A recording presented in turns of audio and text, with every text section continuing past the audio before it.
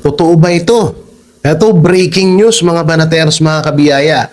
Di umano, si Senator Amy Marcos daw ang humuhudas kay Senator Bato de la Rosa. Ang tindi. So, syempre may magtatanong dyan, Sir Jay, yung nilabas mo nung mga nakaraang araw at nakaraang buwan na may sinasabi kang traidor sa kampo ng mga Duterte, si Senator Amy Marcos ba yun? Paano na ngayon yan, Bato? Nahuli ka na namin. Dadaling ka na namin sa ICC. Magkikita na kayo doon ng tatay mo. Tapos na ang lahat para sa'yo ngayon. Tama ka dyan, hindi na siya makakatakas ngayon. Bago tayo mag-umpisa, baka pwede nyong i-like ang video na to. Malaking bagay ang like sa aming mga content creators. Maraming salamat po.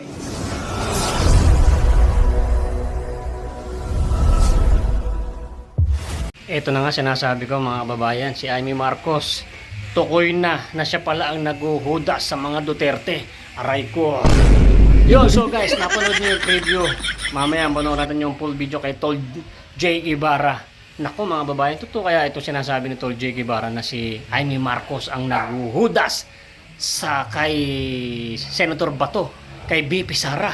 Naku po, delikado to. Pop, siyempre, panoorin natin hanggang sa dulo. Bibigyan ko muna ng konting reaction. So, kung hindi mo ito panoorin, ay mabibitin ka. Tingnan natin ha, kasi sila Tol J. Ibarra ang nakakaalam niyan. Kasi alam nyo mga babayan, ang sabi nga, pagka dugo mo, is dugo mo pa rin. Baga magtawag dito, yung kapatid mo pa rin. Pag ama mo pa rin. Pares kayo ng dugo. Kaya, possible talaga na naghuhudas talaga itong si Amy Marcos mga babayan. Dahil sa balitang ito mga babayan, nakakagimbal nakakatakot kay BP Sara. Nako, hindi ba sa Vox Populi, di ba na-interview pa si Amy Marcos? Nako, merong sasabihin si Tol J. Ibarra dito. Tingnan nyo guys, napakalupit. At dito pa sa dulo ng video guys, panoorin natin kay Tol J. Nako, milyon-milyon pala yung binabayad kay Tol J. Ibarra sa Banateros. Totoo kaya yun? Milyon-milyon inaalok talaga sila. Ang tanong, tinanggap kaya ng Banateros Brothers ang milyon-milyon na offer para maging tanso vlogger niya Bongbong Marcos? Naku, milyon-milyon. Tol J, pabalato, tinanggap niya yata guys. Nasa dulo ng video, kaya wag kang hihiwalay. Panoorin mo sa dulo. Tinanggap ba ni Tol J. Ibarra yung milyon-milyon na offer sa Banateros Brothers? My goodness. At dito guys, naku, nagkakagulo-gulo na rin kasi mga babayan. Yung mga vlogger ni Marcos Jr. hindi na alam kung saan magsisimula. Naku, nagkakagulo. Kasi mukhang hindi na alam kung saan sila magsisimula guys. Tapos yung bayaran sa kanila mukhang ino-11 na, di ba? Ino-11 sila dati ni Mima Alicia. O, di ba? Na nagurgor. Ang sabi nga sa 11han yan, ang kung totoo man yun, is 2 million, ginawang 2.5 million, naging 2 million na lang. Doon nagka-11han guys, di ba? Alam niyo naman kasi, yung mga pangit na mga vlogger na ni Marcos Jr., sa mukha pa lang hindi na kasi pagkakatiwalaan, mga mukha scammer na. Di ba? Sila nagpapatayan na. At dito guys, yung vlogger sa Amerika ba yun? Sa Tol J, no? Amerika, yung vlogger na pangit, nandun. Titirahin ni Tol J. Ibarra. At yun na nga ata yung sinasabi ni Tol J. Ibarra. Yung offer sa Banateros Brothers, yun yata yung sinasabi niya. Pero syempre, secret. Hoy Tol J, pabalato, magkano yung offer ni BBM sa'yo? My goodness. Hindi mo, ayaw mo naman Gcash ko ha. So ganito, panoorin na natin to guys. Don't forget to subscribe to J. Ibarra. Diyan tayo manonood ng full video. At syempre, sama mo na si Boy Sarsa, ang pinakamasarap ng ulam sa buong Pilipinas. Boy Sardinas, Sarsa pala, ulam na. Shout out pala sa mga kumare ko na manonood dyan. So play mo yan, huwag yung skip yung ads. At baka hindi ka pa nakasubscribe dyan, subscribe ka na. Click mo yung notification bell para lagi kang update sa ating mga video. Tuloy mo na yan, boy. Let's go. Na may sinasabi kang traidor sa kampo ng mga Duterte, si Senator Amy Marcos ba yun? Hindi. So kung totoo man na si Senator Amy Marcos ang humuhudas kay Senator Bato de la Rosa, so dalawa na sila. Hindi na lang pala yun ng isa, kundi dalawa na sila, ha? Hindi po si Senator Amy Marcos yung tinutukoy ko na hudas sa kampo ng mga Duterte. So ibig sabihin, dalawa na. At sa totoo lang, simulat sa pool, wala talaga kaming tiwala kay Amy Marcos. Sorry. Sinasabi naman namin yan sa kanya, hindi namin siya sinuportahan sa kampanya niya, hindi namin siya binoto at never namin siyang iboboto kahit kailan magpakailanman ng GMA7. Alam niya yan, sinasabi namin sa kanya nung interview namin sa kanya nung nakaraan, diba, sa Vox Populi, alam niya yan. At kung ito ay totoo man, ito ulitin ko hindi ko sinasabing 100% na totoo to. May nababasa lang kasi ako, lalo na may nabasa din ako. Ayan, nakikita nyo naman siguro dyan sa screen. 'Di ba? Kitang-kita nyo naman dyan sa screen. Nag-comment pa nga si Ma'am Cathy Binag na mukhang nilabas na ng mga ano ba to, Diskaya ba to, ano to. Pero kung iisipin nyo maigi, may posibilidad nga talaga. Kasi kung halimbawa, yung sinasabi kong Judas na hindi pa lumalabas ngayon at hindi nyo pa nakikilala, pero unti-unti na ring tinitira ang mga banateros tuloy, ang mga Duterte patalikod, kilala namin yon. Pero itong about dito kay Senator Bato de la Rosa at kay Senator Amy Marcos, na hinudas nga daw ni Senator Amy Marcos, itong si Senator Bato de la Rosa, ay may posibilidad. Una-una, si Senator Jaime Marcos ay kapatid ng presidente. So, ibig sabihin, may rectang connection siya sa mga anti-Duterte. Alam naman natin na si Pangulong Bongbong Marcos ang nagpapa-aresto kay Senator Bato de la Rosa. Kahit itanggi niya, puking ina siya. Kahit itanggi niya ng paulit-ulit yan, alam ng taong bayan niya na siya ang nagpapa-aresto kay Senator Bato de la Rosa, wag kami. Kaya kung totoo man na hinuhudas ni Amy Marcos itong si Senator Bato de la Rosa, ay hindi na rin tayo magtataka kung hindi niya na rin, kung may posibilidad na hinuhudas niya rin sila BP Sara Duterte, sila at iba pang mga senador, kagaya lang nila Cayetano, nila Legarda, nila Rodante Marcoleta, 'di ba?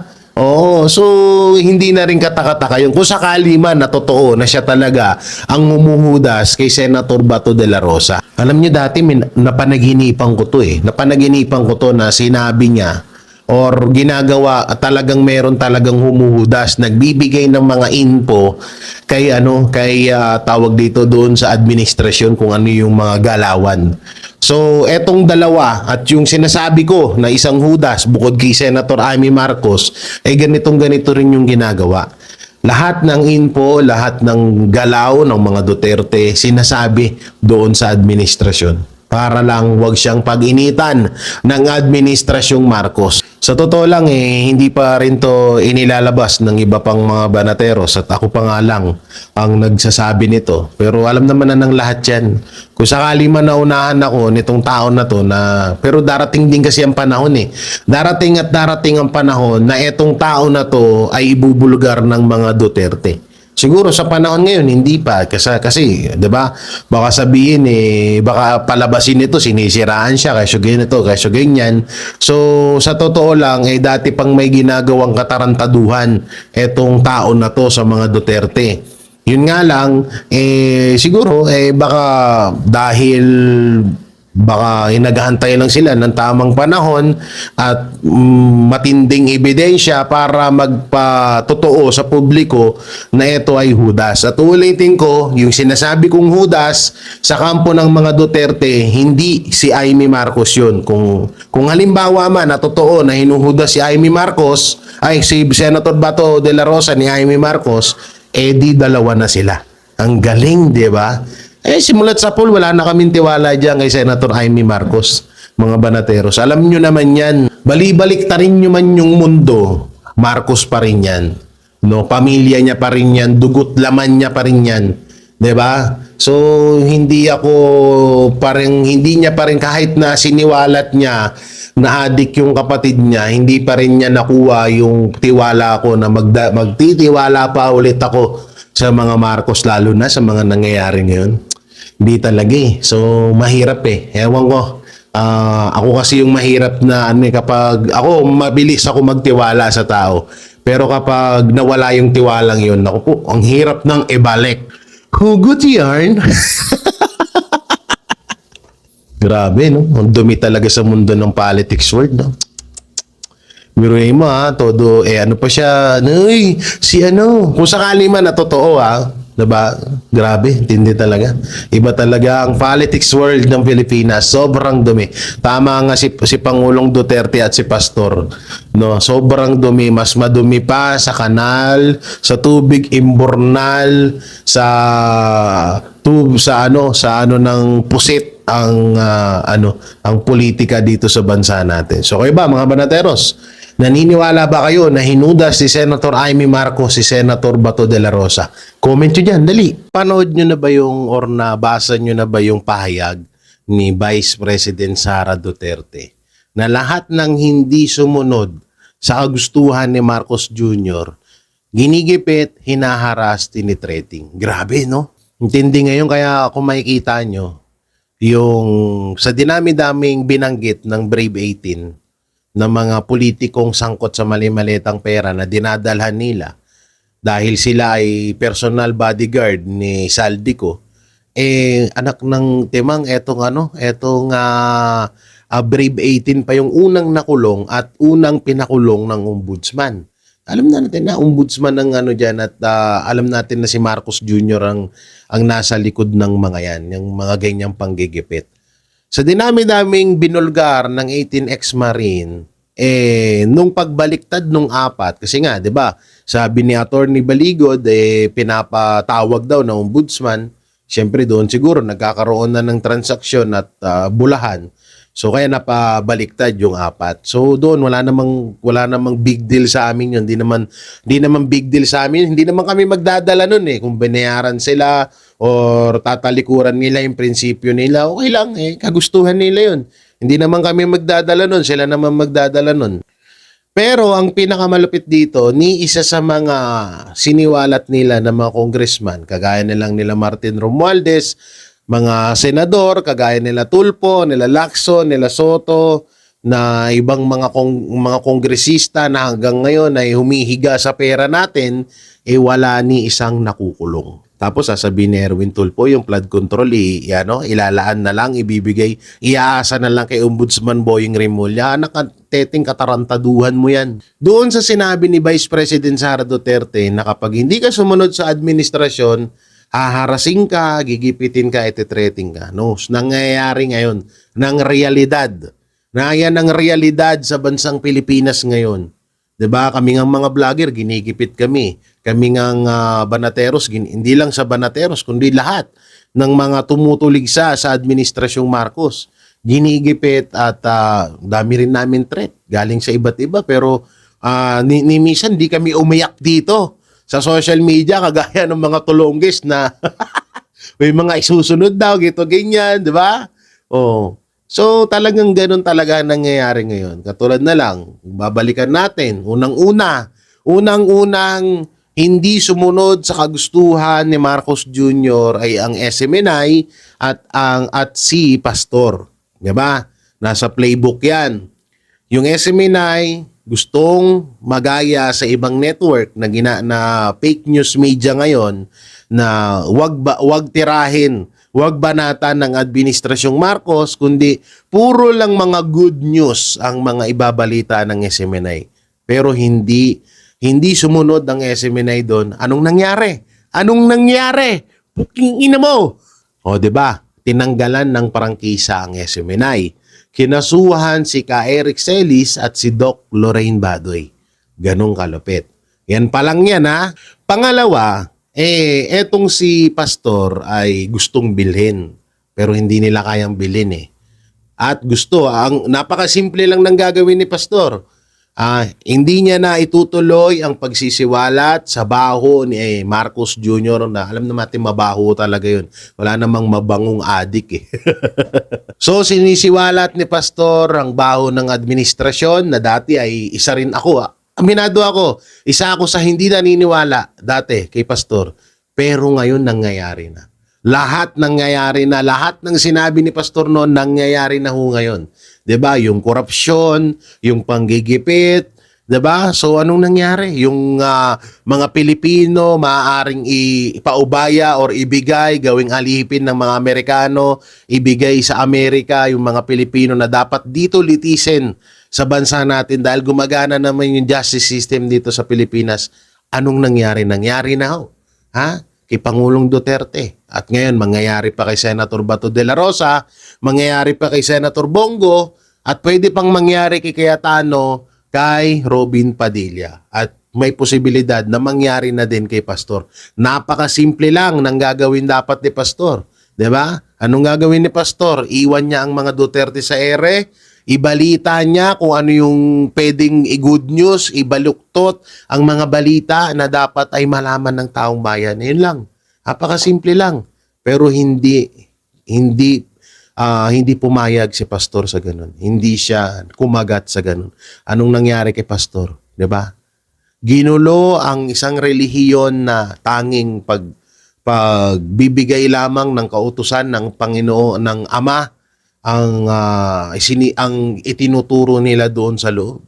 Ni isa wala silang napatunayan na may inargabyado doon. Ilan ba ang miyembro ng KOJC? Nasa 7 million. Tapos ilan ba yung nagrereklamo? 3. Yung isa bumaliktad pa, 'di ba? Na binabayaran daw siya ni Senator Risa Ontiveros. Tapos pinapalabas pa sa ibang mga fake news media ngayon na itong si Pastor ay nahuli daw, naaresto. Anak ng teteng, sumurrender yan sa ISAP, huwag kami. Kaming Banateros Brothers ang buhay na ebidensya at buhay na nakasaksi at ilan pang mga miyembro ng KOJC na nandun mismo sa loob at mga kapulisan na hindi nila nahuli si Pastor. So, yung sinabi ni BP Sara na ang lahat ay tinetreting, hinaharas, ginigipit, talagang ginagawa ni Marcos Jr. ngayon. Obvious naman, di ba? O, kay Marcoleta, kay Jinggoy, kay Senator Bato, kay Defensor, o isusunod naman si Cayetano at si Senator Robin Padilla, mag-inang Libiste, di ba? Mag-inang Legarda at Libiste, Kiko Barsaga, di ba? So, tignan nyo, lahat ng kumakalaban, pati ang 18 Brave Marine. So, grabe. Talagang hindi ko alam kung hanggang saan pa talaga to na kayang tiisin ng Pilipino itong ginagawa ng administrasyon na dapat unang makulong yung pinsan niya at yung iba pang mga kongresista na nakinabang sa mali-malitang pera. Pero ang mga nakukulong ay yung mga lumalaban sa korupsyon. Ganyan ka demonyo ang administrasyong Marcos. Congressman Ortegi, my sister, yung my sister ay nangihingi ng tulong at panalangin sa Panginoon Diyos dahil sa pagbaha ng kanyang lugar, ng kanyang distrito sa La Union. Si Kongay, hi sister, kamusta ka na? Kapal na ng bulbul mo sa mukha. Anak ng tipaklong. Anong kinalaman ng itaas sa pangungurap nyo? Ha? Anong kinalaman? Ang La Union po ngayon kasi mga Banateros, mga kabiyaya, is lubog sa baha. At ang congressman dyan ay isa sa mga baklang, di umano, bakla daw eh. Ewan ko, totoo. Pero may may pitik siya minsan eh. Isa sa mga kritiko ni Vice President Sara Duterte na gustong i-impeach si BP Sara. So, pasensya na kayo, ba't ako nakasando? May sugat pa kasi ako dyan. So, hindi pa kasi tapos siya, kaya hindi pa natin ma-reveal sa inyo. So, yun nga, ang sobrang weirdo. Puta na dito ako gigil sa mga taong, alam mo na yon, sila yung may kasalanan sa mga pangyayari. Pero ang ginagawa nila parang isinisisi nila sa Diyos, isinisisi nila kay Ama, na yung pagbaha ng kanilang lugar na kesyo. Tapos doon pa sila hihingi ng tulong. Alak ng teteng. Kaya nga ginawa ni Ama yan para makita ng sambayan ng Pilipino, lalong-lalo niyan dyan sa distrito nyo, na hindi kayo deserve na mamuno dyan. Dahil, sige, sabihin na natin na palaging bumabaha dyan. Sige. Pero mas triple. Tignan nyo rito sa Taguig. Ito na lang.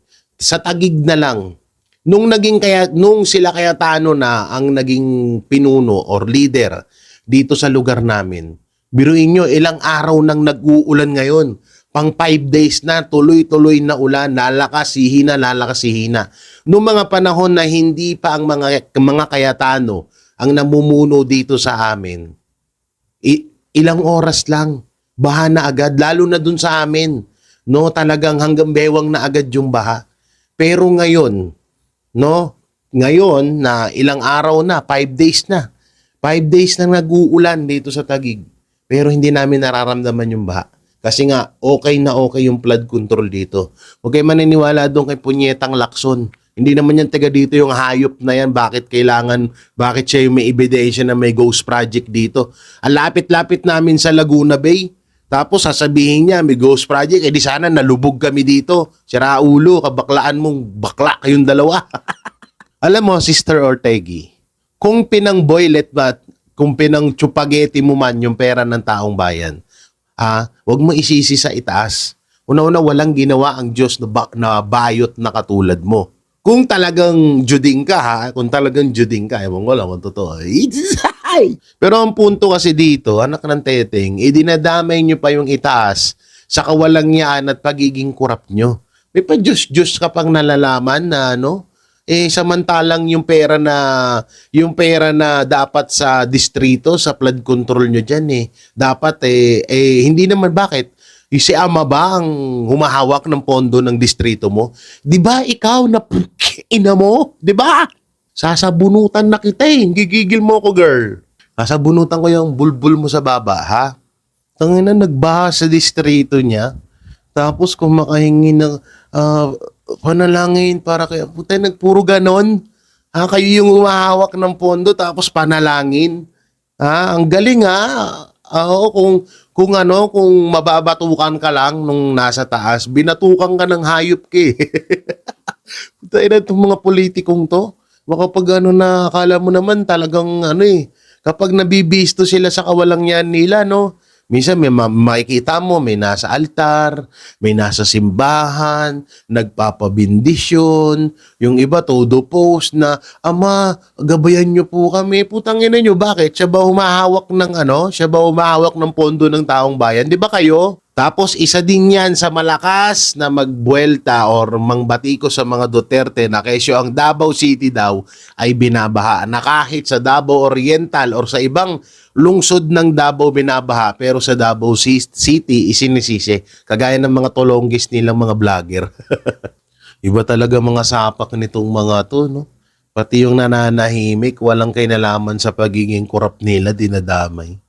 Ang lupit talaga. Hindi nakakagigil kasi talaga. Ayun ang pinakayo ko sa lahat yung ganon, yung alam mo yun, yung todo, yung mga nakikita natin sa mga dilawan, sa mga pinklawan, diba? Kadalasan kasama nila yung mga pare. Yan, isa pa yung mga hayop na yan diba? Kasama nila yung mga pare, todo panalangin. Tapos yung impeachment kay BP Sara ipapanalangin na para daw makonvict si BP Sara. Anak ng teteng, ang binibintang nyo 125 million pero yung gagastusin sa impeachment halos 2 billion. Tingnan mong katarantaduhan nyo yan. Kagaya nito. Ewan ko ba, alam mo, chine-checkmate na lang talaga kayo ng tadhana. Ng panahon, di pala tadhana, ng panahon. Mali ako doon.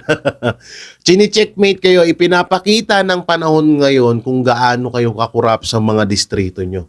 Deserve nyo yan, mga ina nyo. Ha? Itagaan nyo yung sabato, mga inyo. Ha?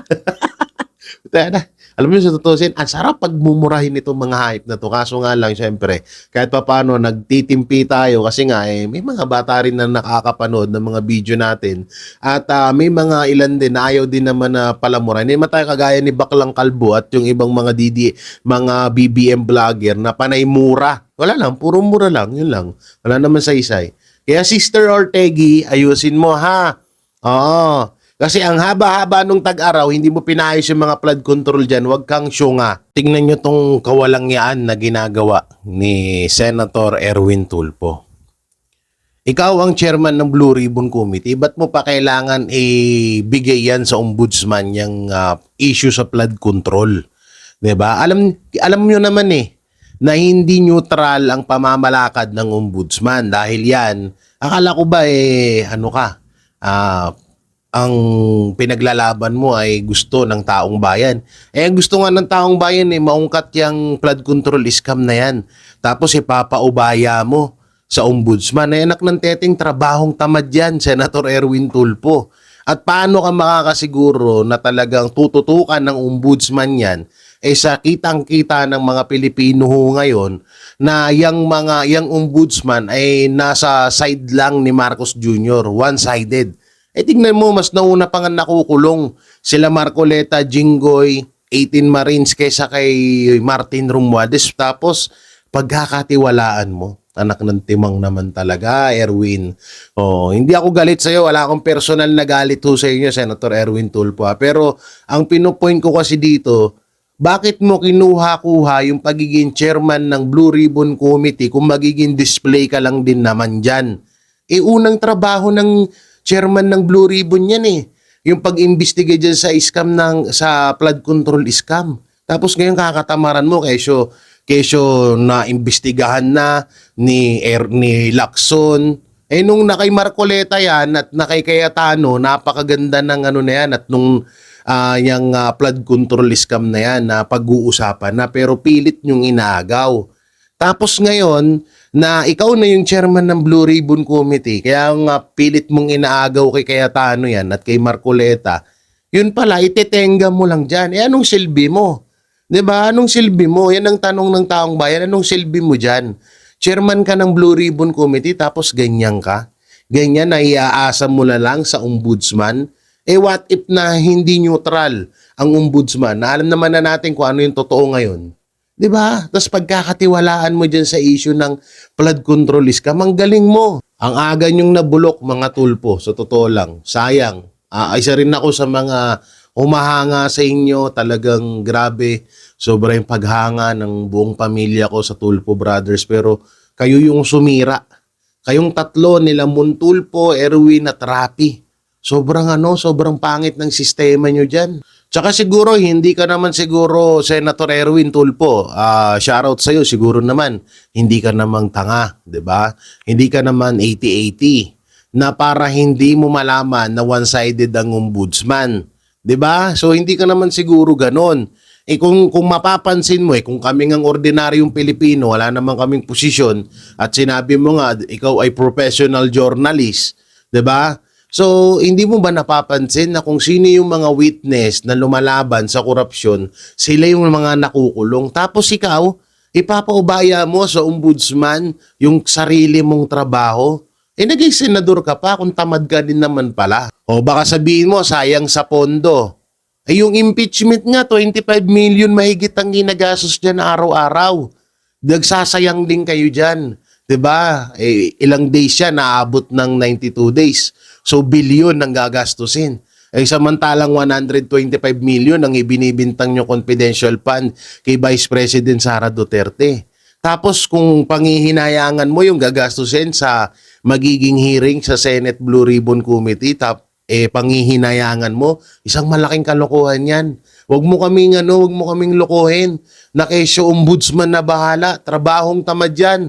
Senator Erwin Tulfo. Mga banateros, talagang grabe to. Breaking news po ito mga banateros, no? Kasi etong si Marcos Jr. ay parang talagang sunod-sunuran na sa Amerika dahil parang alam mo yun, lahat na lang ata ng mga kalaban niya sa politika ay ibinibenta niya sa mga Amerikano. Kung matatandaan niyo po yung interview ni Senator Amy Marcos mapatungkol sa Paxilica, ay sinabi niya ho doon na may kontrata na etong si Marcos Jr. at etong Paxilica na hindi natin alam, wala tayong kamalay-malay. So ngayon, si Senator Bato de la Rosa, si Pangulong Duterte, Robin Padilla at si Senator Bongo ay may posibilidad na isuko o ibenta sa mga Amerikano. At ngayon, 'di ba, breaking news, pati itong si Pastor ay isusuko or ibibigay na rin sa mga Amerikano. So ganyang kalupit. Nakakatakot to mga banatero. Bukas sa makalawa, baka ang administrasyon natin ay Amerika na rin, ha? Amerika na ang nagkukontrol. At nung mga nakaraang araw, may nakapagsabi sa atin na may 3 sindikato ng mga Amerikano na kumukontrol daw, di umano, sa kay Marcos Jr. At kung mapapansin din natin kasi etong ICC ay sinusunod ni Marcos Jr. kung ano yung kagustuhan ng ICC na kunin yung mga katulad na lang ni Pangulong Duterte, ni Senator Bato de la Rosa, ni Senator Bongo, ay talagang sinusunod ni Marcos Jr. Kaya may posibilidad talaga na itong administrasyong Marcos ay kontrolado na ng sindikato ng mga Amerikano. Tapos itong lintik na Senator Risa Ontiveros, proud na proud pa. Proud na proud ka pa na sarili mong kababayan, kaparehas mo na Pilipino, ay proud na proud ka na isusuko ng administrasyong Marcos sa mga Amerikano. Ang galing mo rin no? Kaya hindi ka taka-taka kung bakit wala ka nakukuhang tiwala. Walang nakukuha or walang tiwala sa iyo ang taong bayan diyan sa survey sa iyo na 00.1 dahil sa ganyang pag-uugali nyo.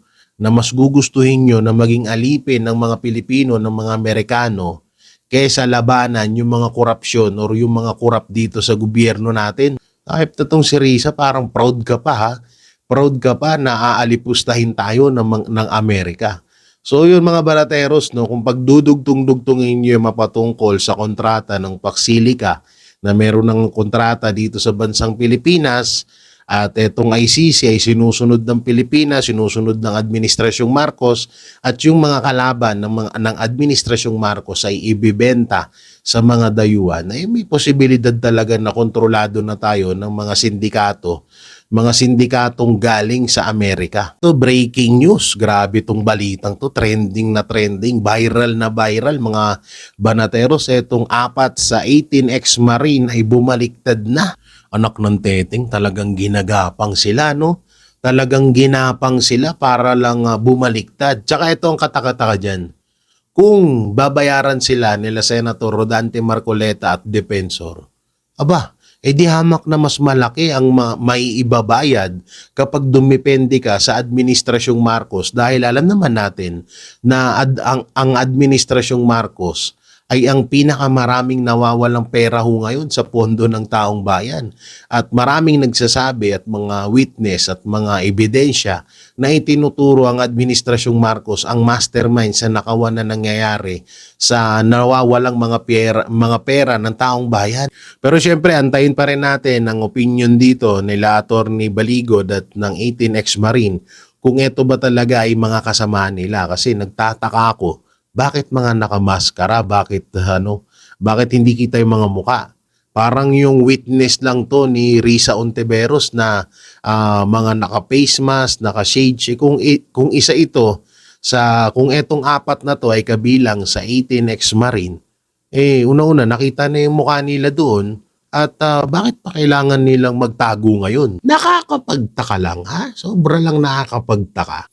Malamang sa malamang kung halimbawang totoo man na isa sila or miyembro talaga sila ng 18 ex-marine, malamang sa malamang ang laki ng offer dito at talagang ginipit ng gusto to. Baka nga katulad to noon kay Gutesa na pati yung pamilya ay ginigipit para lang bumaliktad si Gutesa. So ganyang kalupit. Alam kasi nila ngayon, kaya marami silang pasabog kasi alam nila na wala talagang kwentang impeachment. Tapos gusto ng taong bayan na mabalik ulit ang usapin sa flood control scam. Kaya ngayon ay gumagawa sila ng hakbang para mailihis or may iba na namang matuunan ng atensyon ng bawat Pilipino. At katulad nga nito, yung kay Pastor Apollo Kibuloy at yung ito ngayon, yung pagbaliktad ng 18 ex-marines. So kayo mga banateros, naniniwala ba kayo na walang dahilan ng pagbaliktad ng 18 ex-marine or ito ba ay binayaran ng dihamak na mas malaking halaga? At ito ba ay kabilang sa 18 ex-marine? Ito ba ay maituturing natin na baka mamaya katulad nito yung mga witness, katulad na lang nung kay Risa Ontiveros na binabayaran niya yung witness na si alias Rene para lang itumbok or para lang ilaglag si pastor. So palaging nangyayari ito kaya medyo medyo nagdadalawang isip tayo kung paniniwalaan ba natin itong 4 na to. Wala na mga banateros, nalintikan na. Boying Remulla nilaglag ang mga BBM vlogger. Tanginin nyo kasi, di muna kasi kayo nag-aantay ng balita bago kayo magbentang. Sabi ni Boying Remulla ay ano daw, etong issue about sa pagbaliktad ng 4 na Marine ay pakana ng kampo ni Martin Romualdez.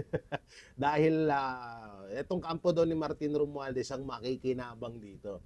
Pero sabi ng mga loyalistang OGAG, DDS dalawa daw. Duterte na naman daw ang may pakana nito. Timag talaga. Sino ba talaga? Gulo-gulo nyo Gulo-gulo yarn. Tangina kasi bago kasi magkomento sana. Alam mo yon, nakakatawa dito kasi ang tanging alam lang nilang gawin ay puro lang sa Duterte, isisi lahat ng bagay na nangyayari dito sa Pilipinas, puro Duterte lang. O eto ngayon, 'di ba? Talagang sinuplak. Sa susunod kasi kontakin niyo muna si Ombudsman Boying Remulla bago kayong maggawa ng content ng kung ano-ano. Ha? Para naman hindi kayo napapahiya, anak ng teteng naman talaga, oh.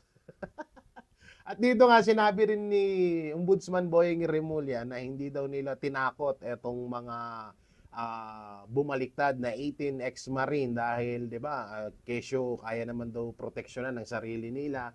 Pero nakakapagtaka lang dito at nakakaano dito, kagaya nung sinabi ni Attorney Baligod na ilang beses pa lang ipinatawag etong 18 ex-marine doon mismo sa opisina ng Ombudsman. So alam na this, 'di ba? Obvious naman na. Biruin mo nagulat nga daw si Attorney Baligod nung pinatawag. Tsaka ito, bakit pinapatawag sa Ombudsman? Doon lang ako nagtataka.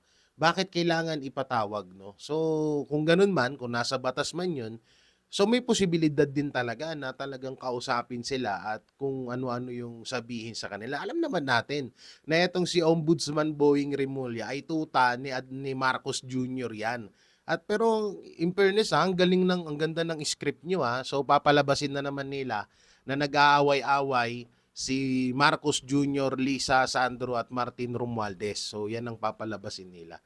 At eto nga daw pakana or etong ano nga daw ng 18 ex-marine ay pakana nga daw ni Martin Romualdez. Kaso nagtataka ako kasi kawawa naman ng mga BBM vlogger kasi gulo-gulo na ang kanilang mga content. Hindi na nila alam kung saan kung saan sila magsasalita. Isisisi ba nila sa mga Duterte or isisisi nila kay Bossing Romualdez nila? Kasi nga mayayari sila kapag sinisi nila kay Romualdez. Sinabi ni Boying Remulla yan. So sa susunod kasi, mga tolongges na mga vlogger, mag-update kasi kayo sa GC.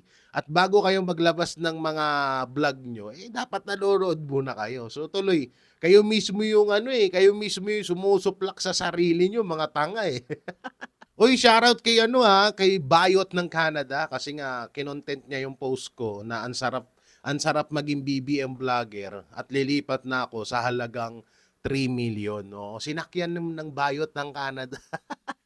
Tulonggis talaga. Alam nyo, ano lang yun, tawag dito biro-biro lang yung sinasabi ko kahit ilang milyon nga ino-offer sa Banateros Ama naming Diyos na makapangyarihan sa lahat, salamat po sa iyong pagmamahal na hindi nagmamaliw. Sa gitna ng kaguluhan sa aming bansa, turuan niyo po kaming magtiwala sa iyong hustisya at hindi sa hustisya ng tao. Linisin niyo po ang aming mga puso at ituro niyo po ang tamang daan ng katotohanan at pag-ibig. Tulungan niyo po kaming maging ilaw sa gitna ng dilim at ipakita sa mundo na may pag-asa pa sa pangalan ng aming Panginoon Hesus. Salamat po sa pag-ibig po ninyo at salamat sa pagdinig ng aming mga panalangin at iligtas niyo po kami. Sa pangalawa po niyong pagparito at patawarin po kami sa lahat ng aming mga pagkukulang at pagkakasala sapagkat ito po ang aming samutiling sa matamis na pangalan ng aming Panginoon Hesus. Amen. Sa lumang silid, mag-isa kang tahimik. Walang kamera, palakpak ay wala na.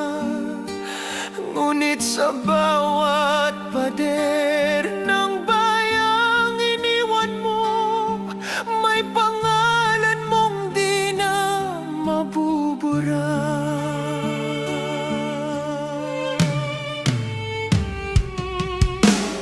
Minsan kang naging balikat ng mahihina, kalab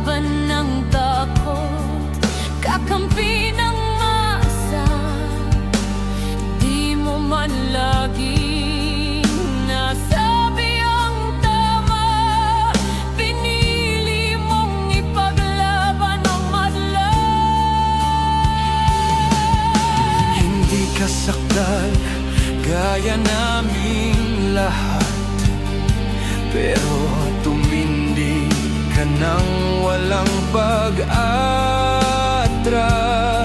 At ngayong pagod ka na, tatay, kami naman ang sasalo ng bawat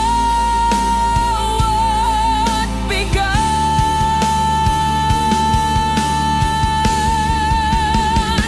Hanggang sa dulo, ikaw ay mahal. Kahit papagod na ang iyong katawan. Tatay, salamat sa iyong paglaban. Ngayon, kami naman hanggang sa dulo. Di ka namin iiwan. Ang kwento mo'y dala ng bayan.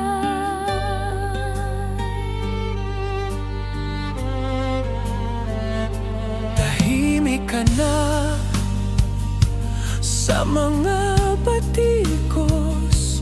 Wala nang tugon, wala nang galit.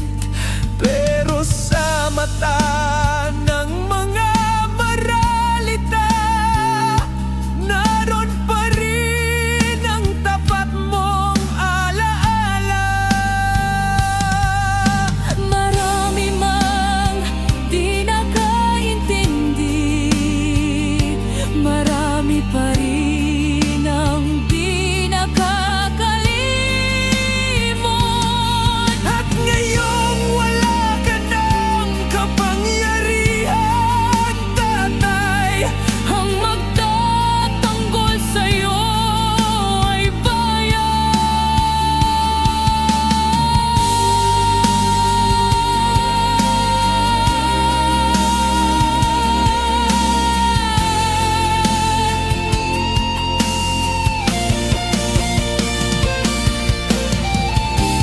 hindi ka nag-iisa kahit ngayon.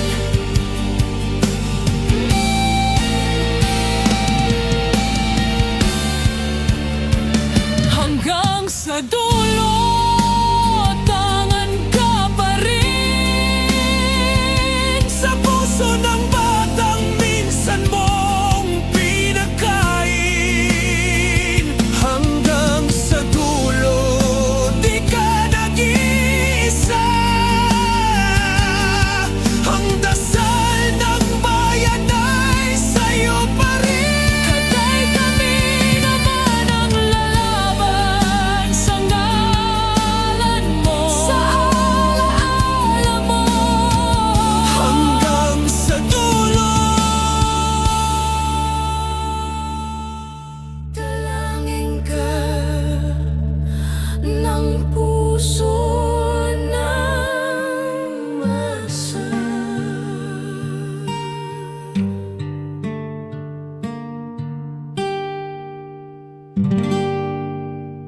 At yun na nga mga kababayan, ano na ang masasabi mo?